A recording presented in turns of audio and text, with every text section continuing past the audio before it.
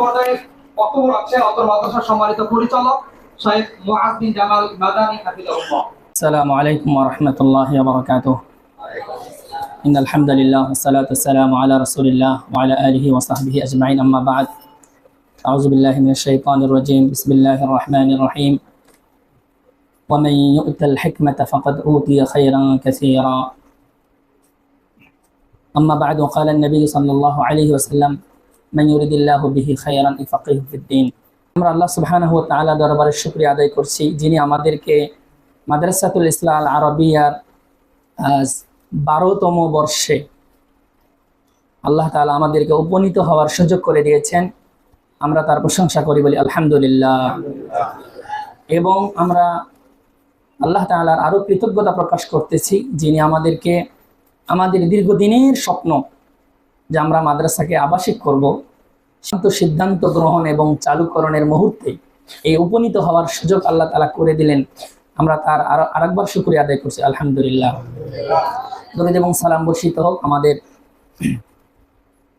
সেই মহামানবের প্রতি, যে মহামানবের আদর্শ শেখার জন্য, যে মহামানবের দ্বীনকে শেখার জন্য আমরা অত্র মাদ্রাসায় ভর্তি হয়েছি এবং অত্র মাদ্রাসায় আবাসিককরণের আমরা সিদ্ধান্ত নিয়েছি, সেই নবী মুহাম্মদ রাসূলুল্লাহ সাল্লাল্লাহু আলাইহি ওয়াসাল্লামের প্রতি। আমি আপনাদেরকে একটা তথ্য দিই। বর্তমান পরিস্থিতি গ্রামে গঞ্জে, শহরে, বন্দরে, মাদ্রাসা, স্কুল, হাই স্কুল, কলেজ, ভার্সিটিতে পরিবেশটা এতটা খারাপ হয়েছে আপনি কল্পনা করতে পারবেন। পড়াশোনার পরিবেশ নাই, খেলাধুলা, আড্ডা, মোবাইল, গেমস নিয়ে সবাই ব্যস্ত। পড়াশোনার পরিবেশ নেই। কিভাবে বুঝলেন পড়াশোনার মান অনেক কমে গেছে, পড়াশোনার পরিবেশ নষ্ট হয়ে গেছে? আমি আপনাদেরকে একটা তথ্য দিই। 2024 সালে, এটা তো 26 চলমান, এর আগে গেল 25, তার আগে 24।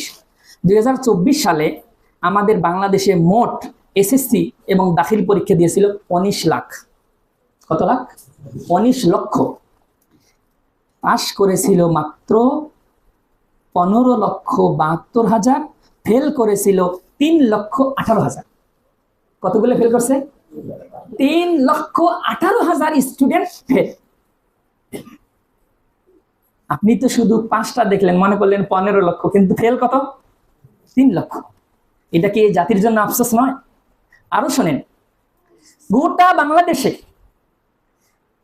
51টা প্রতিষ্ঠানে 100% ফেল, একজনও পাস করেনি।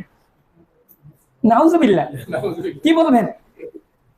গোটা বাংলাদেশের 51টা প্রতিষ্ঠানে 100% ফেল। ওই প্রতিষ্ঠান থেকে যেই কয়জন শিক্ষার্থী পরীক্ষা দিয়েছে একজনও পাস করেনি। এটা কি প্রতিষ্ঠান? এগুলো খোঁজ নিয়ে দেখেন, অনাবাসিক প্রতিষ্ঠান। মানে বাচ্চারা ওই স্কুলে আসে আর যায়। স্কুলেরও যেমন অবস্থা, পড়াশোনার মান ভালো নাই, বাড়িতে গিয়ে আল্লাহর হস্তে বই খুলে দেখে না, সারাদিন খেলাধুলা, mobile, TikTok, Facebook, YouTube, games, free fire, এগুলো নিয়ে ব্যস্ত। এটা হলো 2000 কত সালের তথ্য? 24। এবার 2025 আসেন, একটু কাছাকাছি আসেন। 2025 সালেও পরীক্ষা দিয়েছিল ওইরকম 19 লক্ষ। 2025 সালের অবস্থা আরো খারাপ। কি খারাপ? পাশ করেছে 13 লাখ, ফেল করেছে 6 লাখ। এটা আমি বানিয়ে বলতেছি? এই তথ্যগুলো কি আমার বানানো তথ্য? এগুলো জরিপ, সরকারি তথ্য। এগুলো বিভিন্ন প্রচার মিডিয়াগুলো এই তথ্য প্রকাশ করেছে। 2025 সালে 6 লক্ষ স্টুডেন্ট ফেল করলো। এর চেয়ে জাতির জন্য অপমান, লজ্জা আর কি হতে পারে? অথচ সরকার সবচেয়ে বেশি অর্থ কোন খাতে ব্যয় করে বলেন তো? শিক্ষা খাতে। কোটি কোটি টাকা ব্যয় করতেছে শিক্ষা খাতে। শুধু কি সরকার ব্যয় করে? আপনি বলেন তো, আপনার পরিবারের যে 2, 4, 5 জন সদস্য আছে, আপনি আপনার পরিবারের কোন খাতে বেশি ব্যয় করতেছেন? আপনিও কিন্তু শিক্ষা খাতে বেশি ব্যয় করতেছেন। আপনার ছেলে মেয়ে লালন পালন, ভরণ পোষণ, পোশাক আশাক, বই পুস্তক, মাসিক বেতন, এটা বেশি না? আপনিও তো ব্যয় করতেছেন, সরকারও ব্যয় করতেছে। তারপরেও 6 লক্ষ স্টুডেন্ট ফেল করলো 2025-এ। আরো শোনেন, প্রতিষ্ঠানগুলোর অবস্থা কি? 2024 ছিল 51টি প্রতিষ্ঠান শতভাগ ফেল, 2025 এসে 134টা প্রতিষ্ঠান 100% ফেল করছে। 134টা একজনও পাস করেনি। আফসোস ওই সকল প্রতিষ্ঠানের জন্য, ওই সকল প্রতিষ্ঠানের স্টাফদের জন্য, ওই সকল প্রতিষ্ঠানের শিক্ষার্থীদের জন্য, ওই সকল প্রতিষ্ঠানের শিক্ষার্থীদের অভিভাবকদের জন্য ওয়াইল, আফসোস, আসাফ।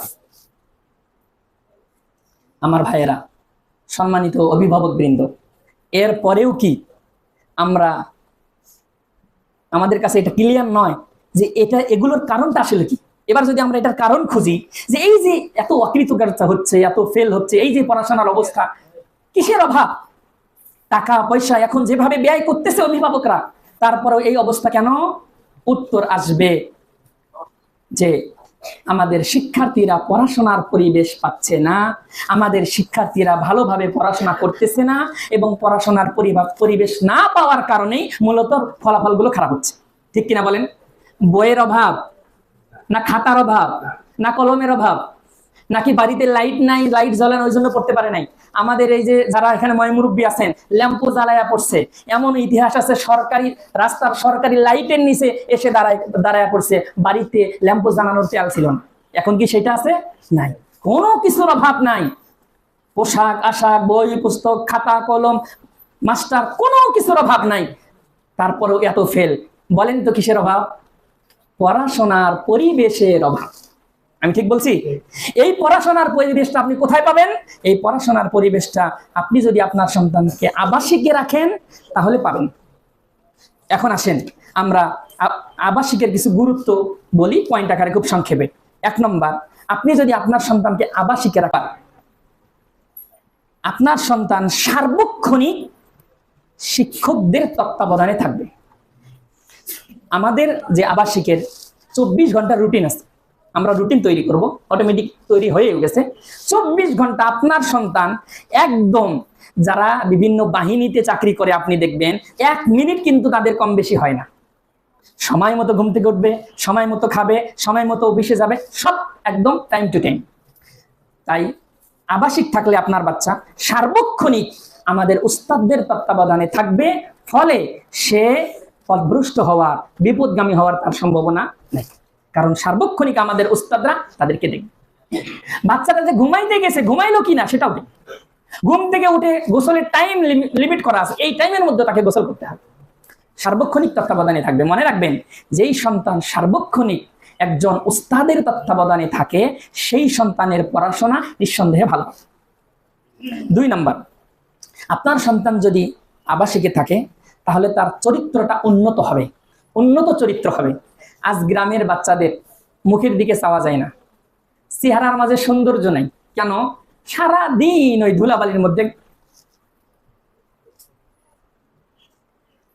পোশাক আশাকে ঠিক নাই, নখগুলো বড় হয়ে গেছে, চুল বড় হয়ে গেছে, কোনো নিয়ম নাই। কারণ কি? তারা উন্নত চরিত্র গঠনের সুযোগটা বাড়িতে পায় নাই। যার সাথে ঘুরে তারা যে মানের, সেও হচ্ছে সেই মানের। এই জন্য যখন আপনি আবাসিকে রাখবেন, তখন আপনার সন্তানের চরিত্রটা উন্নত চরিত্র হবে, কারণ এখানে আমরা উন্নত চরিত্র শিক্ষা দেব। 3 নম্বর, আবাসিকের ফজিলত হচ্ছে শিক্ষার অনুকূল পরিবেশ। এখানে আপনার সন্তান থাকলে যে শিক্ষার পরিবেশটা পাবে, বাড়িতে কিন্তু সেই পরিবেশ পাবে না। এখানে আমাদের পড়ার যে সময়টা নির্ধারণ করা আছে, ওই সময়ে কোন শিক্ষার্থীর বাহিরে ঘোরার, এমনকি মাঠে গিয়ে দাঁড়িয়ে থাকার কোনো সুযোগ নাই। সবাই ওই সময় পড়াশোনা করবে। মনে রাখবেন, অনেক সময় কিন্তু দেখে দেখেও মানুষের আগ্রহ জাগে। যখন দেখবে আমার ক্লাসে সবাই পড়তেছে আর আমি বসে থাকবো, এটা হয় না। যখন দেখবে যে ফার্স্ট বয় পড়তেছে, সেকেন্ড বয় মনে করবে যে আমি যদি আগামী বছর ফার্স্ট হতে চাই, তাহলে ফার্স্ট বয় যদি 3 ঘন্টা পড়ে, আমাকে 4 ঘন্টা পড়তে হবে। এই প্রতিযোগিতাটা আবাসিকে থাকলে হবে। 4 নম্বর, ধর্মীয় ও নৈতিক প্রশিক্ষণ। আজকে দেখেন, মাদ্রাসায় আমরা এত ওয়াজ নসিহত করি শিক্ষার্থীদেরকে, আমাদের পরিচালক সাহেব বললেন একটু আগেই, আমরা কি কোনো সময় বাচ্চাদেরকে এটা বলি, বাড়িতে যায় তোমরা যেন নামাজ পড়িও না? এটা কি বলি? তারপরেও যে ও যে পড়ে না, আপনি এসে হুজুর কি পড়ান, আমার ছেলে তো নামাজে পড়ে না, তার মানে আমরা কি এটাও ওকে বলে দিছি তোমরা বাড়িতে গিয়ে নামাজ পড়বা না? বরং আমরা তো সর্বদা তাকে নামাজের নসিহত করেই যাচ্ছি। তারপরেও সে পড়তেছে না। শুধু সালাত নয়, আরো যত আমল, এই সমস্ত আমল ধর্মীয় এবং নৈতিক সবকিছুর প্রশিক্ষণ এই আবাসিকেই দেওয়া হবে। এখানে থাকলে কোনো সুযোগ নাই, এক ওয়াক্ত নামাজ কাজা করার সুযোগ নাই, বরং জামাতের সাথে পড়তে হবে। 5 নম্বর আবাসিকের উপকারিতা হলো সময়ের সঠিক ব্যবহার। আপনার সন্তান যদি এখানে থাকে, তার সময় নষ্ট হওয়ার কোনো সুযোগ নাই, সে সময়টাকে সঠিক ব্যবহার করতে পারে। আচ্ছা বলেন তো, রাত দিন 24 ঘন্টার মধ্যে আমরা এখানে বাচ্চাকে কয় ঘন্টা সময় দেই? মনে করেন 8:30, 9, 10, 11, 12, 1, সর্বোচ্চ 6 ঘন্টা। 24 ঘন্টার 6 ঘন্টা থাকে আমার কাছে, আমাদের কাছে, আর বাকি 18 ঘন্টা কার কাছে? আপনাদের কাছে। তাহলে বলেন, যদি এখন আমরা তো আমাদের এখানে যতক্ষণ থাকে ততক্ষণ তো তাদেরকে সর্বোচ্চ দেওয়ার চেষ্টা করি, কিন্তু বাকি 16 ঘন্টা যদি আপনারা তাদেরকে ম্যানেজ করতে না পারেন, তাহলে তো এটা হবে না। সেই ম্যানেজটা যদি আবাসিকে থাকে, তাহলে আমরা ওই যে 6 ঘন্টা যেমন দেখেছিলাম, এখন আমরা 24 ঘন্টা দেখব, ফলে সময়ের যথাযথ ব্যবহার হবে। সর্বশেষ আবাসিকের উপকারিতা হলো 6 নম্বর, সর্বশেষ, সেটা হলো একজন শিক্ষার্থী আত্মনির্ভর হয়ে ওঠে। আত্মনির্ভর কি? বাড়িতে কিন্তু আপনার ছেলে যখন ভাত খায়, দেখবেন ভাত খেয়ে আপনার হচ্ছে যে মনে হয় হাতটাও দিয়ে দিতে হয়, পানিটাও খাইয়ে দিতে হয়। পাইতে মানে শুধু খালি খাবারটা গেলে বাকি সব বাবা মার করে দিতে হয়। ঠিক বলছি?